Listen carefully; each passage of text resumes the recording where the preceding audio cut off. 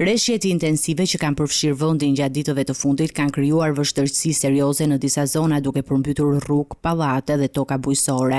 Në Lezhë, përmbytjet më të mëdha janë regjistruar në bllokun e banimit 11 janari dhe lagjen Beslidhja, ku sipërfaqet e ujit kanë mbuluar rreth 11.2 hektar. Niveli i ujit në mëngjes arriti deri në 40 cm, duke bllokuar hyrjen e pallateve dhe duke vështirësuar lëvizjen e komsorëve dhe automjeteve. Trafiku në qytet u ngadalsua ndjeshëm për shkak të ujit në rrugë dhe rreshjeve të vazhdueshme. Përmbytjet vazhdojnë prej një jave, ndërsa njësitë administrative Kolsh, Zejmen, Shënkoll dhe Mamurras po përballen me probleme të përsëritura. Autoritetet lokale po punojnë për largimin e ujit dhe rikthimin e qarkullimit normal, ndërsa qytetarët vijojnë të përballen me vështirësi në hyrjen e pallateve dhe zonave rreth tyre.